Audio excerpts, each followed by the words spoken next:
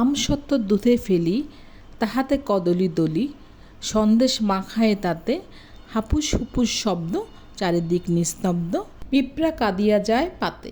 আমসত্ত্ব খেতে গেলেই মায়ের মুখে শোনা রবীন্দ্রনাথের এই ছড়াটি বারবার মনে পড়ে। এবার এত বৃষ্টি হয়েছে, আমসত্ত্ব বানিয়েছি চুলায়। পাকা দেখে 4টে আম নিয়েছি। আম ছিলে আমের ভেতরের যে পাল্প সেটা বের করে নিয়েছি। তারপর আমের এই পাল্পগুলোকে ব্লেন্ডার জগে ভালো করে ব্লেন্ড করে নিয়েছি।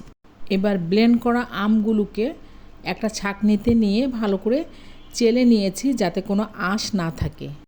এখন এই চেলে নেওয়া আমের পাল্পগুলো দিয়েই আমসত্ত্ব বানিয়ে নিব। আমের পাল্পগুলো একটা ফ্রাই প্যানে নিয়ে চুলায় বসিয়ে দিয়েছি। দিয়ে দিচ্ছি 2 টেবিল চামচ চিনি এবং সামান্য পরিমাণে লবণ।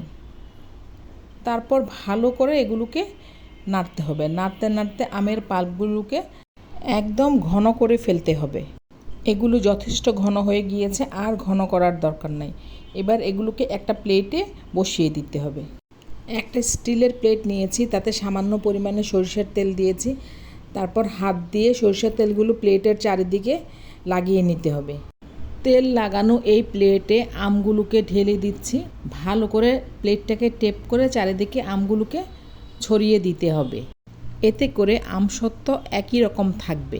চুলায় একটা পুরান তাওয়া বসিয়ে দিয়েছি। এ ধরনের তাওয়া সবার বাসায় থাকে। তাওয়ার উপরে একটা স্ট্যান্ড দিয়েছি।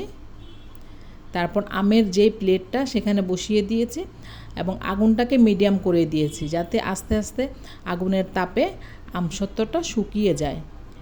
রোদ থাকলে এটা রোদে শুকানো যেত। একদম হালকা আঁচে সারা দিন রাত রেখে দিয়েছি।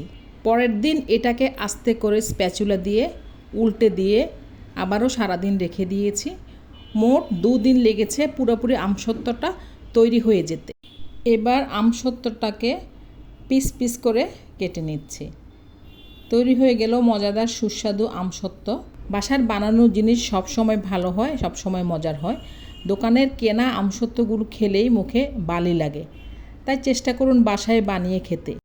আজকের মতো বিদায় নিচ্ছি, আবার দেখা হবে। আসসালামু আলাইকুম, আল্লাহ হাফিজ।